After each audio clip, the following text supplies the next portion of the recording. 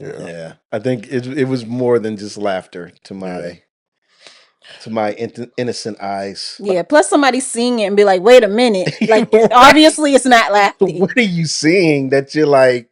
And they're not even slick. Like, y'all just in the open. I'm looking out the window and seeing it. Right. Please. That's crazy. I did want to point out because Abraham told Sarah to act like my sister before the fact.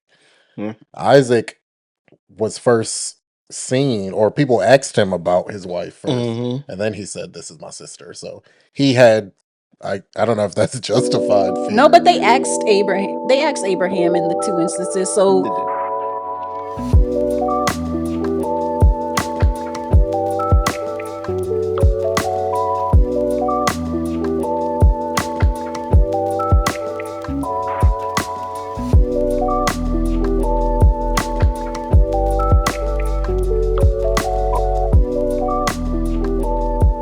what is going on, XYZers and XYZ Nation? This is Generational Scriptures, and we back at you with another episode 3/4, depending on how you number 0, right? 0-1 for our intro. But today we're looking at Genesis chapter 26, and the title of this episode is Deja Vu. I don't know. Does that make sense to you guys? Yep. Yeah. Okay. Deja Vu. So there's something that we're supposed to do right now, and that something is to introduce ourselves. I am the latchkey one himself, the former X-Man representing Gen X, all up in the area, Chris. And at the far end, we have... I am Maya, the resident millennial. And we have a new guest. Yes, indeed. My other brother, one of my other brothers, Nere. Nere's going to introduce himself. Yeah. My name is Nere. I'm also a millennial. Yeah. So he's a cusper. Missing a generation on this episode, but that's okay. I'm Maya's brother. I'm almost 30. Oh. And I work in education, and I've been a Christian all my life for as long as I can remember. Yeah. His story's like my story. Okay. Cool. Well, thanks, man. Appreciate you. I'm glad to be here. Appreciate you being here. I don't think we got any small talk. Nope. Anything? I know you happy we don't have small talk because that's what you do. You be like, let's get it done. Yeah. I'll be like, oh, I want to banter. Mario's like, no, let's do the thing. We did that in season 1. We did that. And maybe 2. And maybe 3. I enjoyed it, but hey.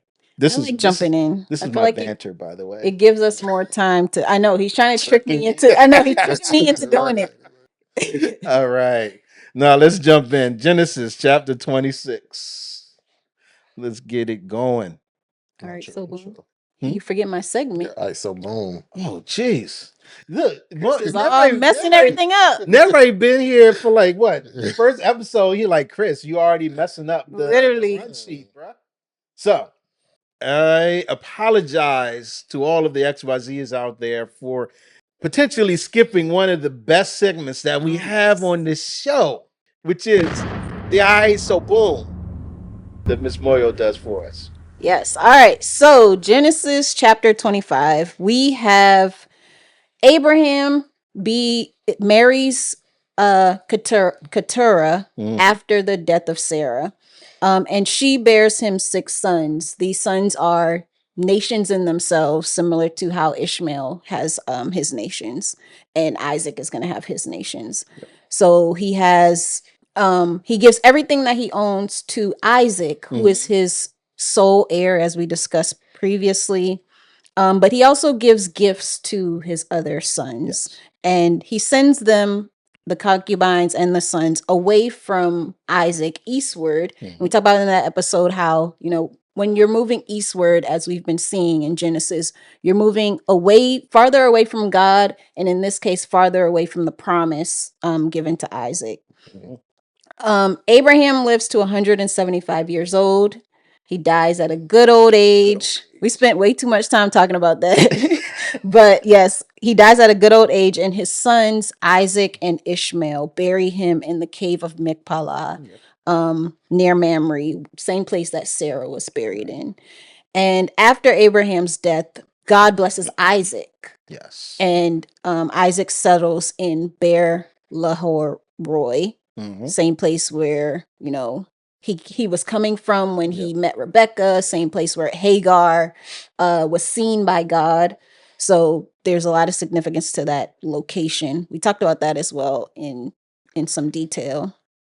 Then we get the genealogy of Ishmael. Yes. The son of Hagar, the slave, like all of those things are thrown in there. Like, let's be clear, Ishmael is the son of Abraham, but also he's an Egyptian to some degree. Yes. He has 12 sons. They are also 12 tribes. So he has his own nations, which was promised to him previously. Right. Ishmael lives to 137 years old and he dies. Yep. They talk about how his descendants lived near his family, so the Egyptians. So he's living near Egypt. Then we go back to Isaac, Abraham's son, and Isaac is married to Rebecca, but Rebecca is unable to have children. She's barren. Right. Isaac prays to the Lord. God answers his prayers, and Rebecca becomes pregnant. In this pregnancy, she's dealing with some sort of turmoil within her, and it gets to the point where she's like, I need to seek God about this and figure out what's going on. Like, why is this happening to me? And God tells her, you have two nations in your womb. The people are going to struggle with one another. One will be stronger than the other, and the older will serve the younger, which is not normal practice for them. So the day that she's giving birth, gives birth to twins. The first one comes out red and hairy. They call him Harry, Esau. And then the second one comes out holding on to his heel. And they call him Jacob, which means heel grabber or supplanter. And I think you said trickster, things like that. Yeah. Yeah.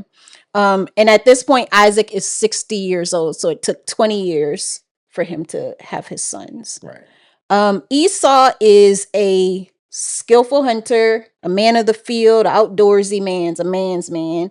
And Jacob is quiet, tent dweller. Yep. And they tell us that Isaac loves Esau because of the food that he gets to eat from him. Right. And then Rebecca loves Jacob, period. Like, just because.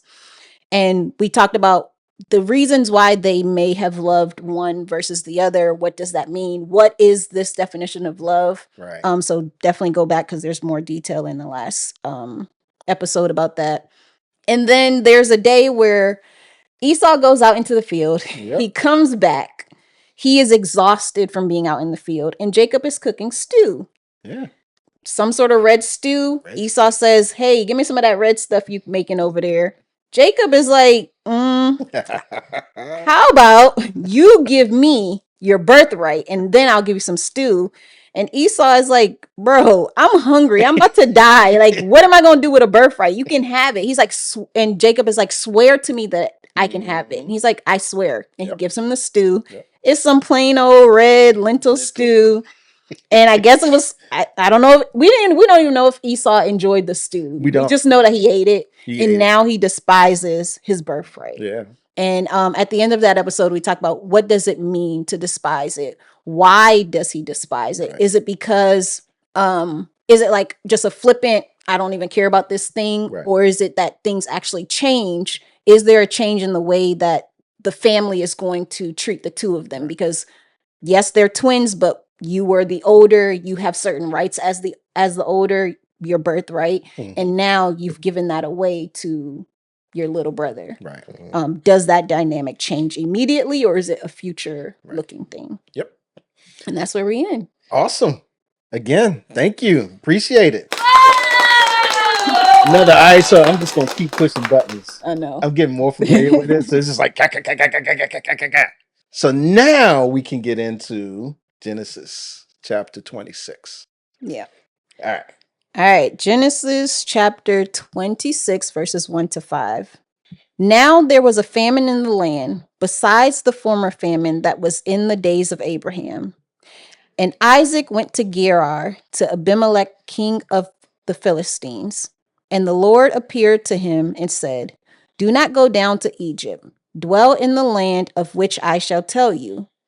Sojourn in this land, and I will be with you and will bless you. For to you and to your offspring I will give all these lands, and I will establish the oath that I swore to Abraham your father. I will multiply your offspring as the stars of the heavens, and will give to your offspring all these lands, and in your offspring all the nations of the earth shall be blessed. Wow. Because Abraham obeyed my voice and kept my charge, my commandments, my statutes, and my laws. All right. So we kick it off with another famine. Yeah. Oh, these famines.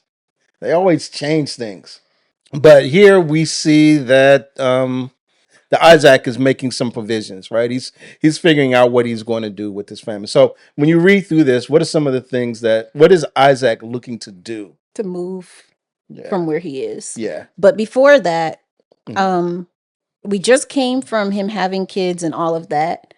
This feels like a flashback-ish moment. You think so? To me, just because there's no mention of the children. It's like we just talked about all of this, his descendants and how he had the kids and their like the birthright, but then where are they? Yeah.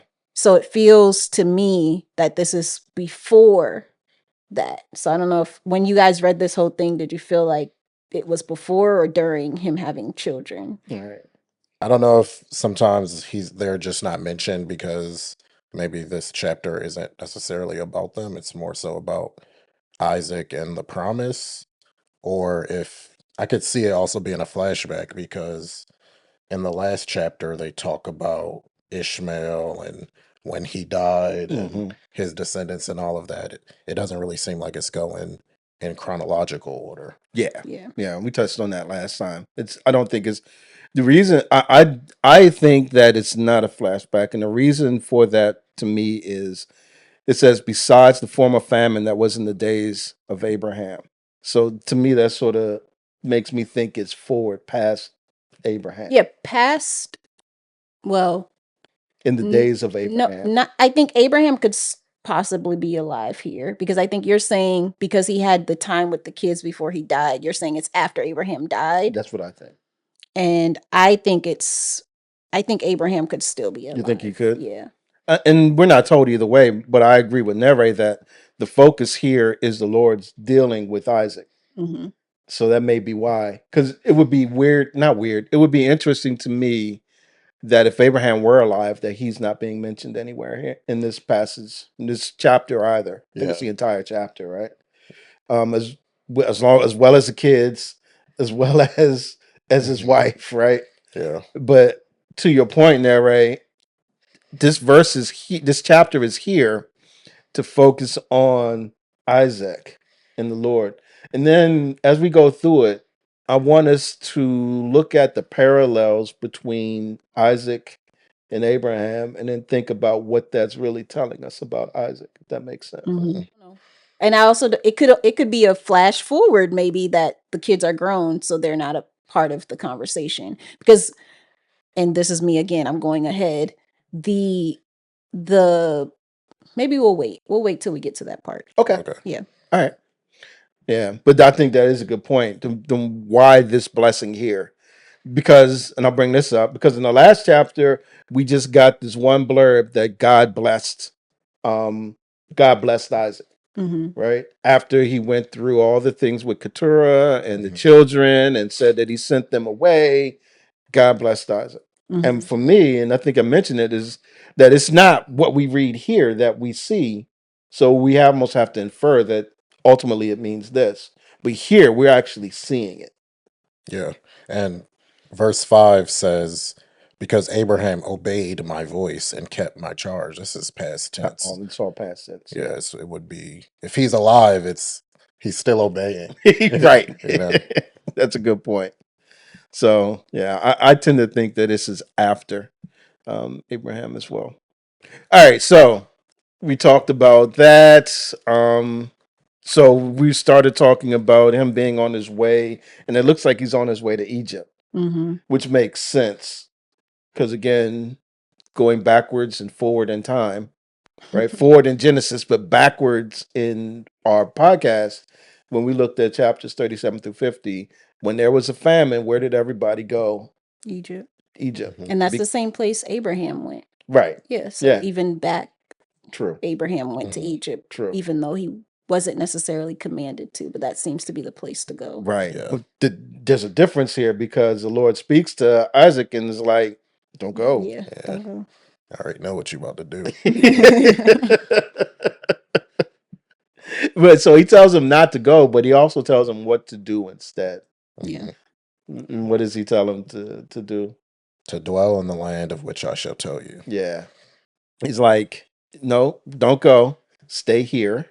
And does that give any credence back to Genesis chapter 24, where Abraham tells his servant to find a wife for his son, but not to take his son Isaac back to his homeland? Do you see a tie there? Yeah. Or am I reaching too much? I think, I mean, he's still, God is telling him not to go to or to leave this land, basically. Right. So stay here. Right. Yeah. All right. And then we get to the pinnacle, the height, the moment we've all been waiting for. This blessing that is given by the Lord, because it's the Lord that's talking to him. Mm-hmm. This blessing that is given by the Lord to Isaac. So what in there sticks out to us about that blessing?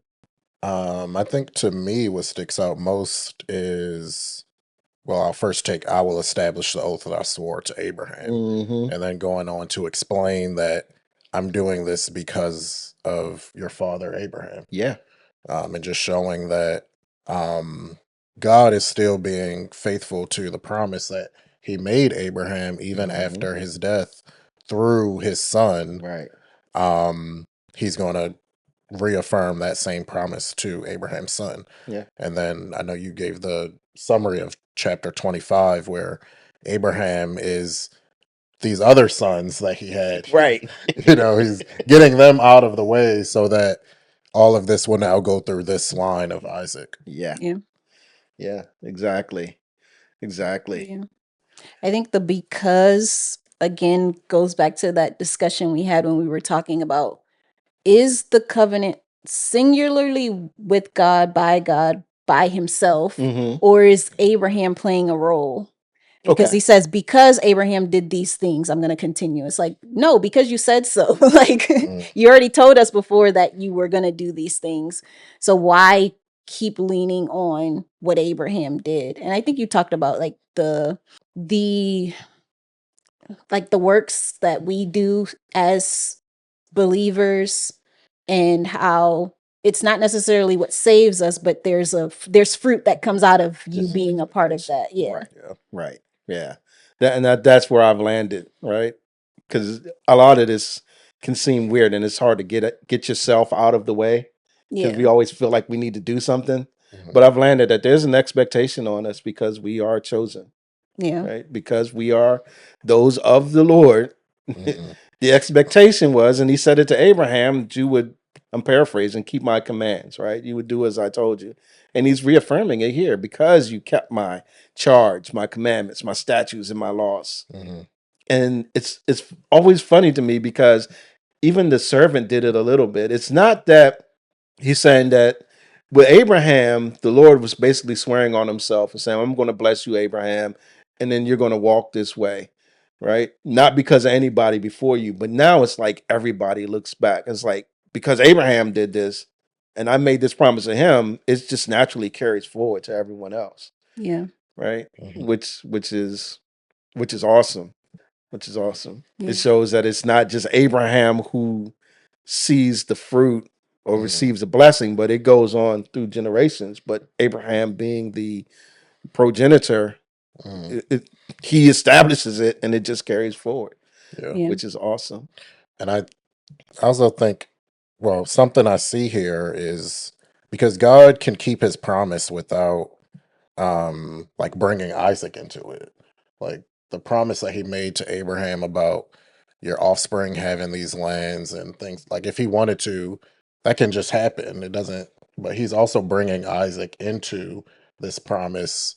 Um, I don't know if it's putting some responsibility on Isaac or like he's almost giving like him some ownership in, you know, I'm telling you this so that you can move forward in a certain way to ensure that these things will continue to happen. Yeah, that's interesting because I agree that the Lord could have did whatever he wanted to do. But and we talked about this in the last episode when we talked about the barrenness. Is that what's the word? Being barren. About Rebecca being barren, right? Mm-hmm.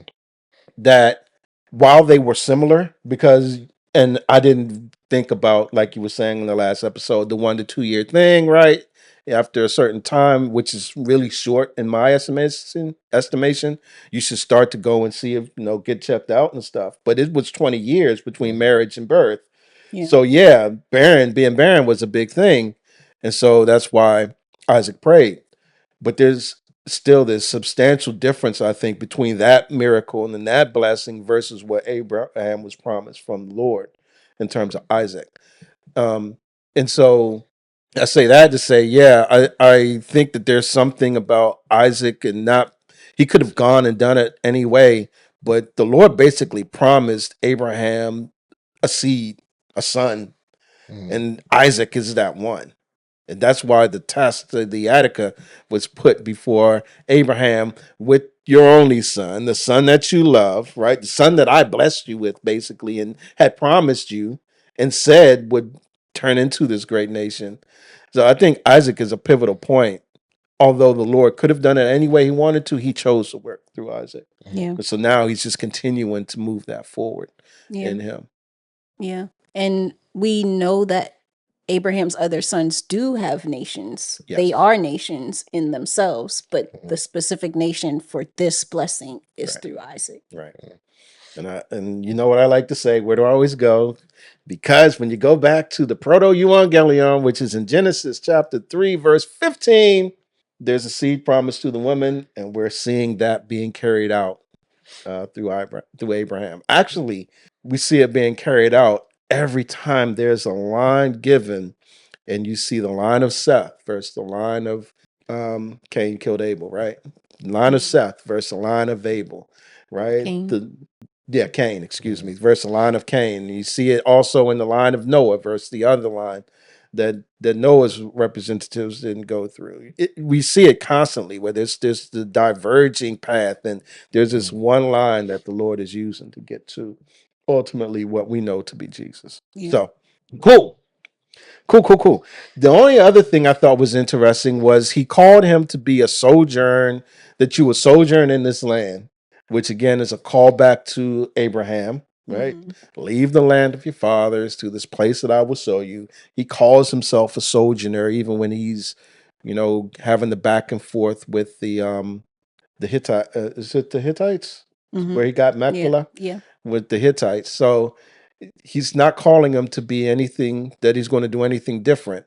But I don't know whether I remember him saying to Abraham, I will be with you.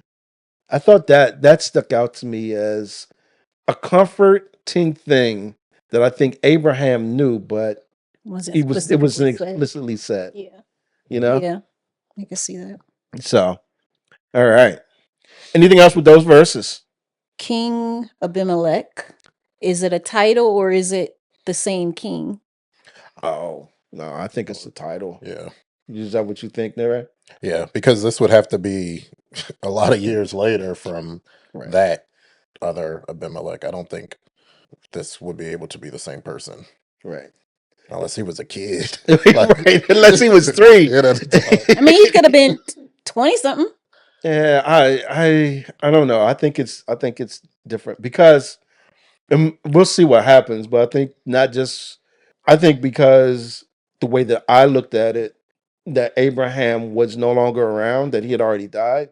Abimelech happened at hundreds, so this is some 75 years post at least. Yeah. I thought it was a different Abimelech. And then some other things that are happening in this chapter, I think, make it. And we see more Abimelechs in the Bible too. So I mean, and don't forget what Abimelech means when you translate it. It's my father is king. Of Abimelech, king. Yeah. For that ancient Near East time, the words were very similar. So it could be just like Pharaoh. Yeah. Or anything else. Yeah. Right? Yeah. So I don't think it's the same one. If not, let's keep it going. 6 through 11. So Isaac settled in Gerar. When the women of the place asked him about his wife, he said, "She is my sister." For he feared to say, "my wife," thinking, lest the men of the place should kill me because of Rebekah, because she was attractive in appearance. When he had been there a long time, Abimelech, king of the Philistines, looked out of a window and saw Isaac laughing with Rebekah his wife. So Abimelech called Isaac and said, "Behold, she is your wife. How then could you say, 'She is my sister'?" Isaac said to him, "Because I thought, lest I die because of her." Abimelech said, "What is this you have done to us? One of the people might easily have lain with your wife, and you would have brought guilt upon us." So Abimelech warned all of the people, saying, "Whoever touches this man or his wife shall surely be put to death." Okay. Shades of Abraham here. Yeah. I mean, Abraham gave a half truth. This man is just Ooh, just I didn't straight even think of up. that. Yeah, this is not even a little bit your sister. No, I'm trying to. No, it's not. Not even. Close. I'm trying to think. Is it a cousin? That's what I was Yeah, trying to she think. would be I don't like know a how the cousin. cousins It work. was his nephew's daughter. Yeah. Abraham. Oh, Nahor's wife's child gave birth to Rebecca, right? Nahor's. Nahor's Wait, no. wife's child is Nahor's child. Nahor's. Who's Yeah. Bethuel? Yeah, because that's how they said it. They said Bethuel. Bethuel is her dad, right? Yes. Who was born of Milcah. Yes. Who was the wife? The wife of Nahor. Yeah, that's why I said it like that, because that's how they said it. Right. But yeah, his child's child. Right. So Nahor, we believe, is Abraham's brother. Yes. So Nahor is the grandfather to Rebecca. Mm-hmm. And Nahor is Isaac's uncle. Mm-hmm. So I guess I don't know how those work. I don't know. Yeah, that's like forced flight. That's like far. It might not matter at that point. But point is, not your sister. Yeah, exactly. That's the point. I didn't even think of that. Yeah. He's like straight up. But it seems, again, think of the parallels that we see going on. So first he settles, right? So he listens to the Lord, basically, is what I think that first, so Isaac settled in Gerar. Yeah. And now we see that he's scared for his life again. How does he get found out? Someone asked him about the wife, the men of the place. Oh, you said, how does he get found out? Yeah. Lion. Yeah. He was being intimate with his sister. I would have to think it was more than laughing. Maybe he was touching her and laughing. It's a play on words. Because some translations are saying caressing, some say fondling, some say, like, they all say different things. But I think for ESV, because of the word, because Isaac means laughter. So there's like a play on words on, like, that could be it. Yeah. Yeah. When I looked the word up in the Hebrew, because I was like, went way over my head. I was like, they were just like having a good time together. They were probably picking fruit and just laughing. And then I just looked up the word. I was like, oh, okay. Yeah, you shouldn't be doing that with your sister. Yeah. So, yeah, I think it was more than just laughter to my innocent eyes. Yeah. Plus, somebody seeing it and be like, "Wait a minute!" Like, obviously, it's not laughing. What are you seeing that you're like?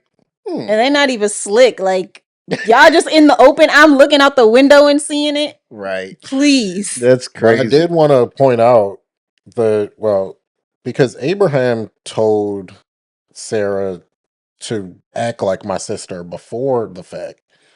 Isaac was first seen, or people asked him about his wife first, and then he said, "This is my sister." So he had, I don't know if that's justified fear. No, but they asked Abraham. They asked Abraham in the two instances. So They did. the first one with Pharaoh, he says, "This is my sister," and they take her. The second time with Abimelech, they ask and they take her again because he's like, "That's my sister." And then he said, "Didn't they say out of their mouths, 'This is my brother and this is my sister'?" Yeah. They told him. So in both instances, but then he was like, "Well, I mean, she is my sister." But here it's like, well, there was no. I don't think he was acting anything. They just took her away, so it was no chance to see them do anything. Right. That's a good. Yeah. Yeah. This one they left her. We don't know why. Again, I think this is coming back to are their kids there present or not? Because he said anyone could have lain with her, but would they have taken someone who had children? Yeah. Or they could be old children where they aren't traveling with them. They could be grown. And so you don't have to identify as my child because you're just another grown person in our convoy. Maybe, but that brings back into the question, where are the kids and all of this? Yeah. Yeah, that's a good point. That's why I was thinking about it. Like, why would you take her if she got kids? But maybe her kids are grown. I was thinking maybe the kids weren't there, but it could be that the kids are grown if we're saying we think that Abraham is gone. Because we know they were around 15-ish years, right, when Abraham died. Yeah. So now they could be, I don't know, 30, 40. Yeah. And there would be other women they're traveling with too, right? Potentially. So, yeah. I mean, it could be like his whole caravan of folks, like you were saying, like going down that way. So, but timelines. Yeah, the timelines are always harder. But he did love his wife because ain't nobody doing all that. Like Abraham wasn't doing all that with Sarah. Isaac can't keep his hands off his wife. That's what it feels like. Yeah. Yeah. Which is, hey. She look good. Yeah. I don't know what it is about these women these men get, but they be looking, they be like, man, what y'all doing? Sarah looked good too. She deserved better. Okay. Justice for Sarah. So I don't know if you've been watching, but your sister has this thing for how Sarah was loved. Yeah. By quote unquote for those listening. Right. The air quotes. Yeah. So that might be a recurring theme. Yeah, because it wasn't this kind of love. It wasn't everybody can see it love. No. Okay. Anyway, I'm gonna move on and save my boy Abraham. And he actually gives the same reason, because he didn't want to die. Yeah. Right. So it's just like this idea of, and I guess we can say it now. When you read through this chapter, did you get the feeling that that Isaac was being represented as Abraham? Does it make sense? Yeah. Oh, yeah. Right. Like he's going through similar experiences as Abraham went through. And doing similar things. Yeah. Saying that such and such is my sister is a similar, right? So it's almost like while we see the blessing in verses 1-5, we actually see the transition happening, right? Where Isaac, he really is following Abraham, and not just the blessing, but in a lot of the same things that Abraham has done. Yeah. And the king has a similar response. He's like, it was Abimelech last time, right? Yeah. What about his response? I mean, anything stick out to you there? The Abimelechs take this, like being with someone else's wife, very seriously. So we don't know where the idea that they would take your wife and kill you, like we aren't seeing where that's coming from, because that hasn't been the case in any of the situations. Yeah. To kill you over your wife hasn't been. Like they're more, they seem to have more reverence to marriage than what Abraham, Isaac think. Yeah, but maybe the men around don't. So there may not be. It might not be the king that they're, fearful of, but the other men in the town or Yeah, but I think to Mario's point, when we looked at Abraham's, it was the kings that took Sarah. Mm-hmm. It wasn't just the men. Yeah. It's this that's a key difference here That because is a difference. Sarah was I read last time when we looked at Abimelech, it was like the commentary was like, this is the second time that Sarah was abducted. That didn't happen here, Mm. right? She wasn't taken She at wasn't all. taken So to maybe be that is the difference. You're not speaking. They were speaking to the men asked him, whereas for Abraham, Pharaoh asked and the king asked, Yeah. or his people asked and took him. Yeah, but in either case, they took Sarah. They did Yeah. not abduct Rebecca. Yeah. And the king is like, they would have slept with her, not Right, me. Like, not me. he's like, I wasn't checking for your wife in He's the like, first place. I got enough. I don't need another one. Yeah. Which is a key difference, but we still see the same overall pattern, if you Yeah. will. And again, it just reminds me of, like we talked about last time, the fact that, and you mentioned it, this idea of marriage and how important it was, and why is abducting sisters okay, but kings something, I mean, but wives something that's like really, really frowned upon. It's just weird to me. Yeah, but sisters, it's not, you're saying abducting, so it sounds aggressive. It is aggressive. But I don't think it is. I think that it would be an honor for your sister to marry the king or be a part of the king's whatever harem. And maybe I'm too westernized, but yeah, no. Yeah. Yes. And the wife would be like, property of the, like you don't want to take somebody else's wife. Yeah, but a sister is like, now we have some sort of bond because you have my sister. Right. So Abraham was blessed because, oh, you have all of these things. Take these things because you gave us your sister. In Egypt, yeah. Yeah, so it was an honor that the king even wants your sister, but the king can't take your wife. Like, that's just wrong. Yeah. And if he did, you would have to be out of the picture. Yeah. So what you're saying is the word abduct is too strong a language. Yeah, it feels. And too if strong. anybody comes to the king, if the king comes to anyone and he's like, come be part of my group, that most people would say yes. If it's actually a sister, yeah. Yeah. Yeah. It's kind of in. So Go ahead. even if Sarah said she was a sister, Mm-hmm. are we saying that Sarah said yes? Sarah agreed. Abimelech specifically said, she told me that is my brother. And then he threw shade later, like, No. I get that part. But if it's not abducted, you make it seem like the king goes up to the people in his life. Yeah, come on. Won't you join us? And I'm not to that, saying he's I can say asking yes them. or no. No, I'm not saying you have a choice. I'm saying it's an honor because Then he abducted her. no. If you don't have a choice. He abducted her because she's not actually a sister, though. But he didn't abduct her. He brought her into his household. He didn't bring anything. He took her. But that's their practice. Okay. It's their practice. It's like with a Queen Esther. All those girls that got given to the king was not because I want to marry him with 1,000 other people. It's because it's an honor for my family to have somebody to go into this with. So everybody's like, here, my daughter. Like everybody's giving someone to go into it.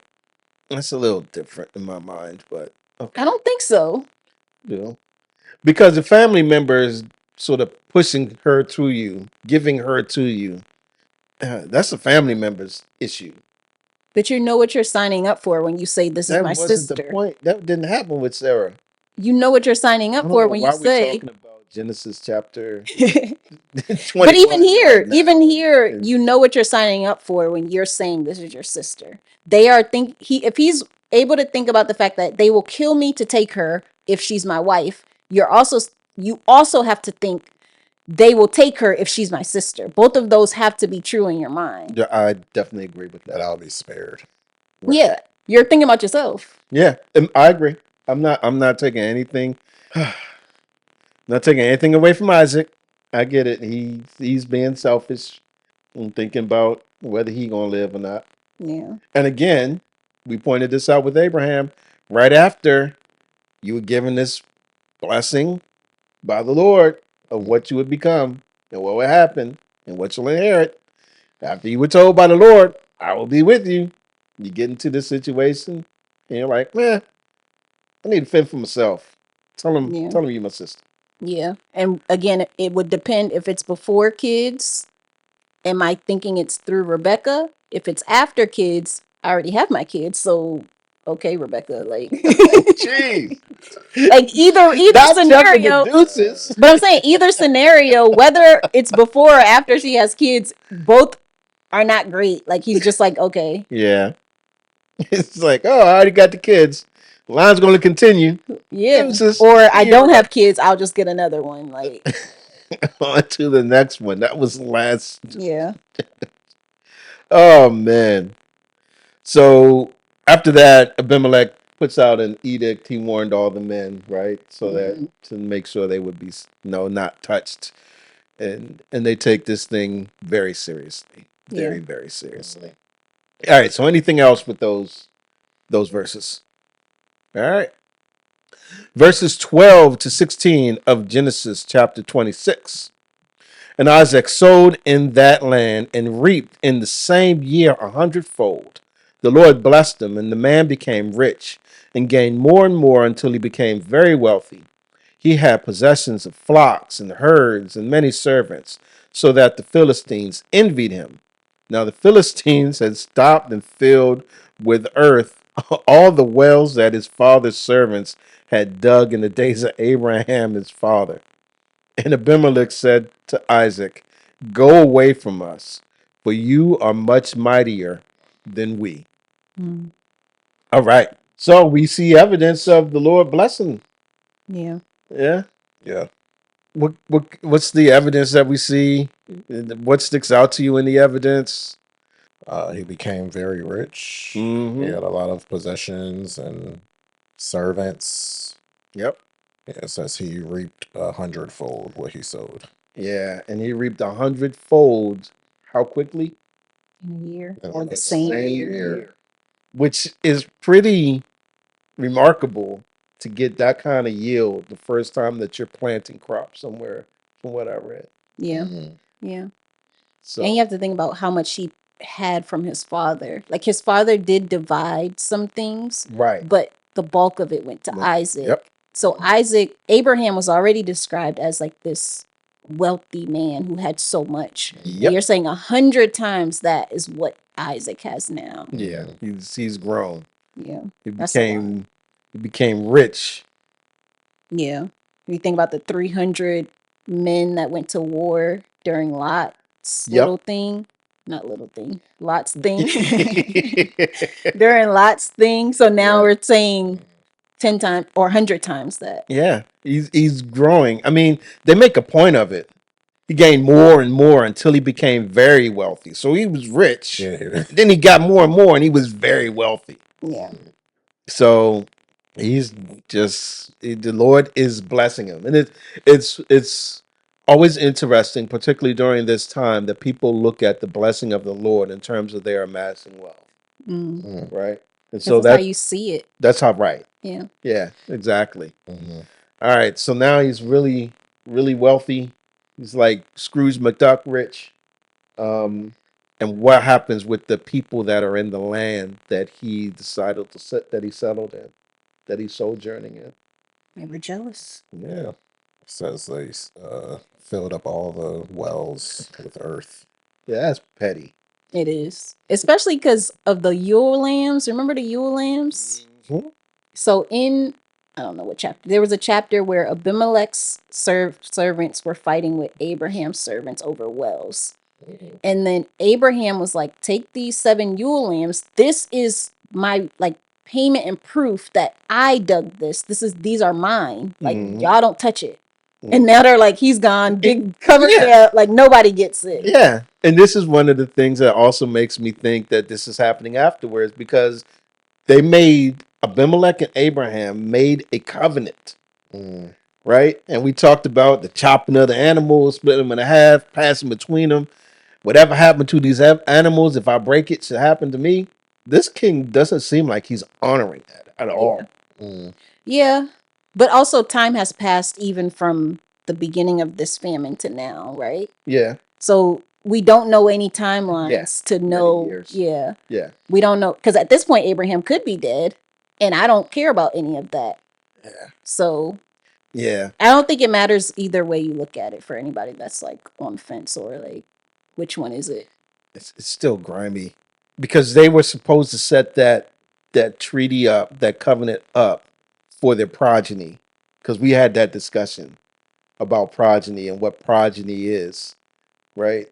And he's not respecting. They're not respecting it anymore. It's supposed to be this thing that continues, and it's like, whatever. Yeah. But that's how the kings, as they come up, they You're change wrong. everything. You're wrong, Abimelech. You're wrong. Right. I didn't have it with you. I had it with your daddy. I don't care anymore. Like, or you or my daddy had it with your daddy. Like, whatever it is, Right. it doesn't matter anymore. Oh my goodness. But yeah. So they make a point of him being great and becoming very wealthy, and a point of the fact that the Philistines were being very grimy, filling in all the wells. And there's an ultimatum. I don't even know if it's an ultimatum. No. Abimelech does what? Tells him to go away from us. Check the deuces. Get out of there. Yeah. We can't support you. Which again, you mentioned Lot earlier. I think this is again reminiscent of Lot, where they couldn't be in the same place because the resources of that place couldn't support both of their camps. Yeah. You're much mightier. Right. I think that's funny too. That's an admission, I think, by the king, and a proof of the blessing that this is Abimelech, the Philistines, and here comes Isaac, and what he's done in a year, maybe more. We know the harvest was a year. Is now made it such that he is mightier than the Philistines. Yeah. And it goes back to him being in the last episode. I talked about how I felt like Isaac is a little bit of a people pleaser. Yeah. Like they're telling you you're stronger. You don't have to go anywhere. But he's just like, okay. Like he's just very accommodating to people. Yeah. And he's going to continue to do that. Yep. Agreed. That's true. Agreed. All right. Anything else there? All right. Next up. All right. Genesis chapter 26, verses 17 to 22. So Isaac departed from there and encamped in the valley of Gerar and settled there. And Isaac dug again the wells of water that had been dug in the days of Abraham his father, which the Philistines had stopped after the death of Abraham. And he gave them the names that his father had given them. But Isaac's servants dug in the valley But when Isaac's servants dug in the valley and found there a well of spring water, the herdsmen of Gerar quarreled with Isaac's herdsmen, saying, "The water is ours." So he called the name of the well Esek, because they contended with him. Then they dug another well, and they quarreled over that also. So he called its name Sitnah. And he moved from there and dug another well, and they did not quarrel over it. So he called its name Rehoboth, saying, "For now the Lord has made room for us, and we shall be fruitful in the land." Wow. All right. So he moved to this valley of Gerar and settled there, and he starts to try and figure out how he's going to take care of all of his herds and flocks, and he needs water to live, right? Mm-hmm. He digs these wells, and what happens after he digs the wells? People fighting over it. Yeah. It's the whole thing. It's again, he's not fighting back. He's just like, okay, y'all got it. Yeah. He moves on. He calls it a name. Yep. Based on whatever it is that's happening. He moves on. He does it again. Digging wells is not, I don't think, is a simple thing either for them. I don't think so either. Yeah. So to just give it up, like his daddy did not play that. Like his daddy did not play that. It's evidenced by his back and forth with the former Abimelech. Yeah. Right? I'll call him the former.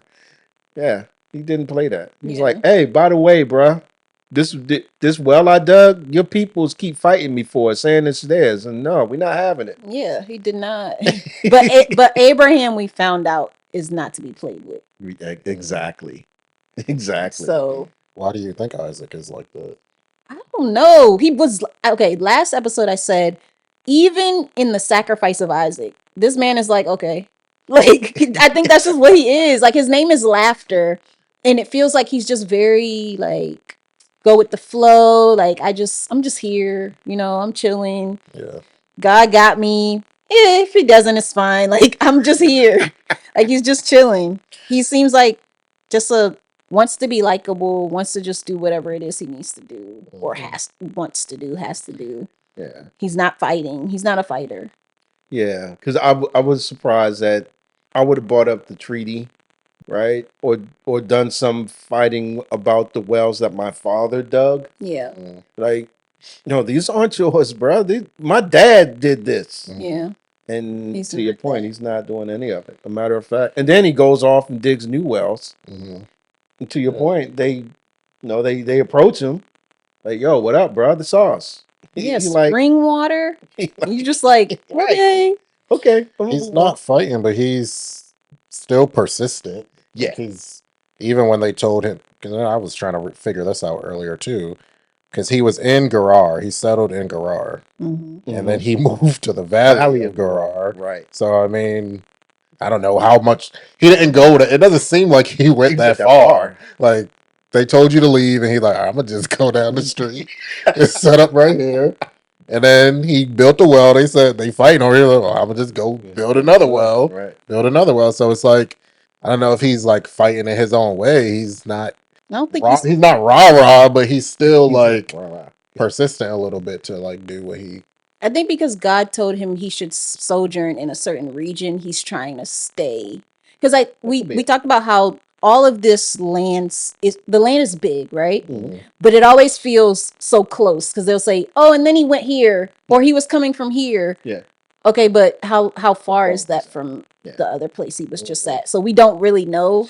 It has to be far enough away where maybe they wouldn't just the same people wouldn't just come, but a new set of people that are right there are gonna say something. Yeah. And like I said, I think I said last one, I'll try and find some maps or something to put in that might help us see what that distance is. Yeah. But I think that even from the mere fact of what we read before, right, to the jealousy, the enviousness of the Philistines to now, that is probably some of the same group, maybe in this valley, that are still, fighting them over it. Like, you're still in our territory. You need to leave. Yeah. Like you didn't go far enough. Keep That's what I think. Yeah. Because the name Esek means to contend, right? The name Sitna means to quarrel, right? Enmity. Yeah, enmity. And then for Rehoboth, when we finally gets to one that nobody fusses over, did you see what that one means, Moyo? Means like roomy. Yeah. Broad place. Yeah.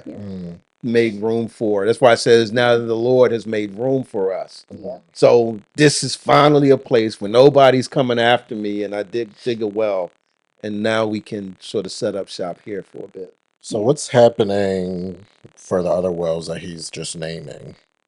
I think that they're using them. Yeah, the other people are taking them over. I think to Mo's point, he went through all this work to dig a well and was like, "Oh, you really gonna fight me over it? All right, you do what you do. I'm gonna go and dig another one." Yeah, he's digging a well before he leaves. Yeah, names the area. Yeah, he's digging a well to the point where you're striking water, right? Because originally when I was thinking about wells, I was thinking you dig a hole, whenever it rains, it collects water. there are. Go ahead. I think you. But it sounds like this is a different type of well. Like they're digging until they get to water. Yeah. Which is way more work. It's from what I'm. You got to get down far enough. And to your point, remember when we talked in 37? Yeah. When it talked about Joseph being in a cistern, that's what those are for. In my reading, collecting water. They're like, they're big vats that have plaster along the walls. So somehow they did that, and whenever rain comes, it just collects in that cistern. Okay. Right, and so putting Joseph in there means it's pretty big. He couldn't get out on his own. And then we all know what happened. If you don't know what happened, go and look at our first season. Yes, another plug. But yeah, so he finally finds a place where he can water his flock and do all those things. Yeah. All right. So, anything else in those couple of verses? I mean, I guess just emphasizing that the Lord is still providing for him and still blessing him through the well, Rehoboth. Yeah, and that's a good point. Not to continue to rehash the accommodating nature, at least as it seems to us right now, of Isaac. But one of the reasons he could potentially be like that is because he really does trust the Lord, and he's like, I don't have to fight. I'll just go and find a place where he's making room for me, like he said there. So Yeah. I don't think I don't. And you mentioned this earlier: persistence versus being rah rah. I don't think that they are two exclusive things. You know what I mean? If I can be persistent and rah rah, or I can be, the mellow type dude and still be persistent. Yeah. All right. Next up. All right, this is Genesis 26, verse 23 to 25. From there he went up to Beersheba, and the Lord appeared to him the same night and said, I am the God of Abraham, your father. Fear not, for I am with you and will bless you and multiply your offspring for my servant Abraham's sake. So he built an altar there and called upon the name of the Lord and pitched his tent there. And there Isaac's servants dug a well. All right. So really here was just a rehash, right? Of what we saw in verses 1 through 5. I mean, some time has passed. It reminds me of, how Abraham was told over and over again about the promise. Yeah. This is what it reminds me of. Yeah. Because now he's gone to Beersheba and the Lord's going to tell him again. Yeah. Right. And much like his father did, he builds an altar, which we understand to mean that he's going to do some sort of worship and praise, right, to the Lord. And he pitched his tent there. And dug a well. Yep. So, is there anything else to talk about? Anything stands out to you on in those couple verses? I don't think so. I mean, we've talked about Beersheba a lot. It's a Mm-hmm. place that a lot of things has happened. Yeah, and I think it's the same one. And we'll see. Well, we'll talk about it when we get there because I'm confused about it. Genesis chapter 26, verse 26 through verse 33. This is interesting. When Abimelech went to him from Gerar with Ahazat, his advisor, and Phicol, the commander of his army, Isaac said to them, Why have you come to me, seeing that you hate me and have sent me away from you? They said, We see plainly that the Lord has been with you. So we said, Let there be a sworn pact between us, between you and us, and let us make a covenant with you, that you will do us no harm, just as we have not touched you and have done to you nothing but good, and have sent you away in peace. You are now the blessed of the Lord. So he made them a feast, and they ate and drank. In the morning they arose early and exchanged oaths, and Isaac sent them on their way, and they departed from him in peace. That same day Isaac's servants came and told him about the well that they had dug, and said to him, We have found water. He called it Sheba. Therefore the name of the city is Beersheba to this day. Man, so another parallel between Abraham and Isaac. Yeah. Right? Yeah. All right. So how are we feeling about Abimelech coming back to coming back to Isaac? I don't know. To me, it seems like I'm not sure if he's seeing all of the, Isaac is still doing well. And like we went back earlier and it said he's mightier than they are. Mm-hmm. So I don't know if he's feeling kind of fearful or scared for, I don't know, what Isaac might do or could do. And now he's like, we need a truce. And Isaac hasn't even done anything yet. But he's like, before, when I sent you away, like, I didn't do anything. But I don't know. It doesn't really seem like Isaac needs to accept any covenant from Abimelech here. Mm-hmm. But I mean, he still does. Yeah. it seems like Abimelech is the one that, kind of needs some protection or because of how he's treated Isaac. Yeah. Abimelech also came with his advisor. Yep.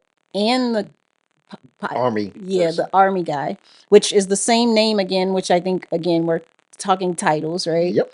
So the original Abimelech and Phicol made a covenant with Abraham, and now it's like Abimelech, Phicol, but also the advisor, because it sounds like y'all were tripping a little bit, and the advisor is like, do you even know who he is? That's what it's feeling like. Like, Okay. someone is advising him, and that's why they specified he came with an advisor. It's not on his own that he made this decision, is what it feels like to me. Like, the advisor advised him that you should probably not have just kicked him out. You probably should have made sure that y'all are good, because what if he comes back? Right. Yeah. That's a good call. I can see that. I can definitely see that. And even before, I was thinking about that, like in verse 12 through 15, where he did tell him to leave. I mean, in today's modern world, if you say you're the mayor or somewhere, like, and there's somebody rich that lives in your city, like, you would try to partner with that person or like make a relationship with that person. That would be a good thing for you because you are the leader of this place. But instead, he like told him to leave. Like, I didn't really understand doing that in the first place. Told him to get out. Well, it was the people, right? The Philistines are upset. They're becoming jealous, and he's their king. So I think kicking Isaac out is to show your people, like, I got y'all. Like, he can go. But the advisor is like, that's not how you do things. Like, this is what you should have done instead. Because I think it makes sense for him to be kicked out, just because I don't want my people feeling like they're being taken over by Isaac and his massive 100-fold like blessings and all of that. Like, they are taking up a lot of space, and this land is ours. So they're asserting their dominance and protecting his people, who are the ones. Because they didn't say Abimelech was envious. He's just like, the people, the Philistines, were envious. They are the ones doing the things, and they are instigating against somebody that I'm not ready to fight. They are dick covering his wells up, and I'm supposed to do what? Like, you gotta go at him, kid. Like, so how about you leave so my people can chill? And he's probably thinking that's the right move. And the advisor's like, I guess that could I don't be know. a take. Yeah. I guess I was looking at it as Abimelech was telling people to fill up the wells. Yeah, I wasn't. Yeah, I didn't get the sense that Abimelech was telling them to fill the wells, but I also didn't think that Abimelech was being a good ruler and looking out for his people when he told them to get out. Right, so that's a little new. If you think of it that way, it frames it a little differently in terms of Abimelech's actions. Because I was like, it's like, we have been done good by you. I'm like, no, you didn't. You kicked me out. Right? That's how I was taking it. Yeah. And it's like, what? No, why would I want to do? Why are you trying to sugarcoat this? I don't want to do nothing with you. You kicked me out. But I want to raise up one day. You just got to deal with it. Nah. But Abimelech is like, no, we didn't attack. Like, because he could have seen his people and been like, okay, maybe we need to attack now. But at that point, I feel like Isaac was already stronger than them. So yeah, I don't know. So I just think, yeah, that's interesting. Those are all interesting points. Yeah. They're all interesting points. And if we take this just at what we read, right? Abimelech told him to leave. I don't know. We don't know exactly whether it was because he was looking out for the people or himself. But at this point, sometime later, he does come to terms with the fact that he wants to have a treaty with him. Yeah. So what are the parallels? Do you remember, Moyle, the parallels? Can you recall any parallels with this in Abraham? Some things that, even if they're not like word for word, just thoughts, when we went back and we looked at Abraham's covenant with Abimelech 1. I know it was about them not fighting each other. Yeah. Like, there would be no, the exact word, but they would be at peace with each other. Right. Yeah. They would dwell, but he was sharing the land. The other Abimelech was sharing the land. Yes. With Abraham, and this one is like, stay over here though. Yeah. Right. Yeah. You in Beersheba. Stay in Beersheba. Yeah. But no, that's where so this is the part that got me, right? Because it said he went to Beersheba And Beersheba is where the ewe lamb stuff. Well, Beersheba is the ewe lamb well, right? That's the one that I think he was telling him that he dug it, just as you talked about, gave him the 7 ewe lambs. So I think that's Beersheba. I think it's like 7 something is Sheba. Yeah. Right? Yeah. So he's back in that same spot where the well that Abraham dug to start this whole thing off between them and had to lay claim to. Right? Yeah. And, I think the another map is what we need to look at closely, because you might be saying what I was thinking initially. yes, it's the what is included, right? Yes. Because it could be, okay, Beersheba started off as this, Yep. and now Beersheba is It's this. this, Like, yeah. oh, for those that are listening, like it started off small and it Yeah. expands with Right. each time that we're talking about it. It's a little different. Right. Yeah, and also when Nere was talking about, like, oh, he was in Gerar, then he went to the valley, but he's Right. still in their land. So what is the What's the boundary? what's the boundary Yeah. of that land? Yeah. Because I'm with you. When I first read it, I was like, is there another Bathsheba? Because, and then when we read it again just now, I was like, okay, so he went to Beersheba, they dug a well, and he named that well Sheba, and the name is Beersheba to this day. So maybe it is all encompassing in one area. For all those who are watching, I'm doing like a big circle. But it's all encompassed in one area. Did I Yeah. say watching or listening? For all those who are listening, I did a big circle. So, but I'm not. At first, I was like, "Are there 2 Beershebas? What's going on here?" But now, I think it's one, and I think just like you said, we just need to make sure we understand what the boundary is. Yeah. So, as I go through, and as we or any of us go through, find maps or something, we can insert them. And maybe boundaries at different points, maybe. Yeah, that would So be nice. boundaries in the age of Abraham versus the boundary in the age of Isaac. Yeah, if we can find that. Yeah. I mean, but the bottom line is a lot of these people, all of these things are just guesses, I think. Yeah. Right? It's really hard to pinpoint what the boundaries were. Yeah. They probably didn't have well established boundaries during that time. Because once you got a certain distance away from, wherever the city was, who's to say what, like in a state, like I just went from Maryland to Virginia, or North Carolina to South Carolina, or Oregon to Washington. Who's to say when you cross that boundary at that point in time? Yeah. All right. There's questions. We touched on it. I just wanted to foot stomp it a little more to plainly see that the Lord has been with you. I think that's another thing that carries over from Abraham, right? This idea that it is very evident, and we see it with Abraham. Again, I'm gonna do the back in time, forward in time thing. We see it also with Joseph, that the Lord is with you, and people can see that the Lord is with you. Yeah. So when the Lord is blessing you, it's like others can see it and they want to be part of it, or make sure that you don't go up against them because you're powerful. Yeah. So anything else? They exchanged the oaths. I think they made a covenant. Um, I thought it was funny that. Did you all find it funny that this time it says Isaac sent him away? I thought that was funny. I thought that was a little ironic. Yeah. And then he names the wells. So anything else there from those couple verses? When it says, so he made them a feast, who is he? Isaac or I think it's Isaac. Abimelech? Okay.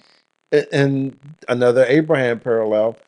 When you hear that, do you think of when the 3 men came up to It's 3 men again. Yeah. I Abraham? can see that. I didn't even think of the 3 men. I was just thinking of the hospitality. But yeah, it's 3 men. One of them's not the angel of the Lord, and the other 2 just angels, but it is 3 men. Yeah. Again, I think all of this and a lot of this is to show, before we read these last 2 verses, because it sort of takes a pivot, is to show that the transition, that Isaac really is the one that comes after Abraham, that the Lord is blessing to continue his promise on through to the next generation. Yeah. I think because we don't get a lot about Isaac. If you've read ahead, I don't think even when we get to the next chapter, we get a lot about Isaac anymore. We really just get the fact that he married Rebecca, and the fact that he's the transition piece person. But then after that, it's on to, to who is ultimately going to be called Israel. Yeah. So I think it's important to establish here that Isaac is the one who carries on the promise, right? The promise went from Abraham to Isaac, and it'll continue on through him. All right. Just wanted to foot stomp that a little bit. All right. Nothing else. All right. Genesis chapter 26, verses 34 and 35. When Esau was 40 years old, he took Judith, the daughter of Beri, the Hittite, to be his wife, and Basmath, the daughter of Elon, the Hittite. And they made life bitter for Isaac and Rebekah. Okay, that finishes us off. We get a little bit about Harry over here, Esau. That's our nickname for Esau, Harry. We get a little bit about Harry, and just in terms of the wives that he takes. Yeah.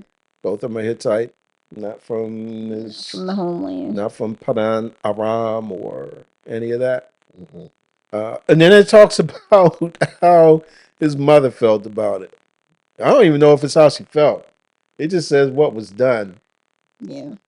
Yeah, I wondered, like, what were they doing? Yeah, I know. Because this is bitter for Isaac and Rebekah. Like, what are y'all doing? Yeah. Yep. Don't know. But somehow, Isaac still loves Esau. Yeah. Well, we can be a little. That stuff rolls off her back. You're like, make it bitter. I said love because before in the last chapter, Isaac loves Esau and Rebekah loves Jacob. Right. But this is the Esau you talking about, whose wives were like harassing you and your wife. Yep. I feel like, why didn't you love Jacob more? Naomi meant pleasant. I can't remember what bitter was, but Mara. it took me Mara. Thank you. Yeah, it took me back to Ruth. Yeah. Took me back to Ruth. So yeah, they made life bitter, and that's it for the chapter. So any final thoughts? Anything about the overall chapter that want to bring up or touch back on? That's the same word, Mara. Yeah, I figured it was. I didn't know. Yeah. But yeah, they said grief and bitterness. Jeez. Would this be anything about Esau taking 2 wives? Well, I mean, so when you say that, do you mean like because it's only supposed to be one, or? Yeah. Yeah. I think what we're seeing is that is a practice that a lot of folks are doing. I mean, we haven't gotten to his brother yet. And for whatever reasons, by hook or by crook, as folks say, he's going to have 2 wives and have 12 kids by 4 women, as we know, right? Yeah. And we talked about this when we went through Genesis 1 through 12, that Cain, when you follow his line, and I can't remember the guy's name, but Lamech. Look at me. I'm on it Go today. ahead. I'm on it. He's like, I didn't even study. Lamech. That's it's because awesome. both of them. It's because Lamech. Remember, we had the whole they had the song thing. about him, and they're like Lamech this, Lamech that. Yeah. So, but he was the first one that was recorded to take on 2 wives. Yeah. And he was not painted in a good light. But then after that, I think it's just sort of become the norm that people are doing it. And so we see it happen here. We'll see it happen with Jacob. We'll see it happen with Solomon. I mean, you all know this. But yeah. I think it's one of those things where it's recorded, but it's not meant to say that, God approves of it, just that it is what it is. Yeah. Yeah. Yeah, I remember we talked about that as well. Yeah. In Genesis. So that's why I was just. Yep. I know it's not. He didn't take a wife from where he was supposed to, and he also took 2. Yeah. And that's a good point, because we'll see this. All right, I'm gonna say this. How do I say this? I want to say I'm upset, but one of the things that I think we missed when we started with Genesis 37 was these ties that lend themselves to things that happen down the road, like the love, one parent favoring one child out of others. We see that with Joseph. Yeah. like this case, them taking wives not of the group that his parents or the patriarch or the matriarch of the family approve of. We see that with Judah, Yeah. right? Yeah. In chapter 38 of Genesis. So there's a lot of things that are happening here that when you read on through the rest of the chapter, you're like, yeah, I guess that isn't right. And taking wives from a specific place is one of them. And would this be like a rebellious action from Esau with how Abraham told the servant to go to this place to find a wife and very specific? Would you think Isaac would have kind of tried to do the same thing for his sons? And if Esau's not doing that, It's a good question. I don't know if he's intentionally being rebellious here, but I think we read somewhere else further down the line where he is rebellious and who he takes as a wife. So here it could just be, proximity. yeah. Yeah. Well, if I'm going to find a wife, where am I going to find a wife? It's going to be among people that are in this area, the Hittites, which is where, Machpelah and all of that. We've already seen them before. That's where he's getting his wives from because they're close. Abraham had to be very specific in saying to his servant, go back to my family to find a wife for my son. Because he didn't want anyone in the area of Canaan to be a wife for his son. And we talked about that, right, Moya? Thinking that was a point that Abraham is really trying to behold and hold on to and obey, for lack of a better term, the covenant, right? To uphold it. Yeah. Jacob is going to get there, but it's not going to be through the same means that Abraham did. And I'm sure you know the story. I'm trying to talk about it without giving it away because we're going to get into it in the next 2 chapters. All right. Yeah. Cool. So what we like to do here is we usually just like to give a little invitation.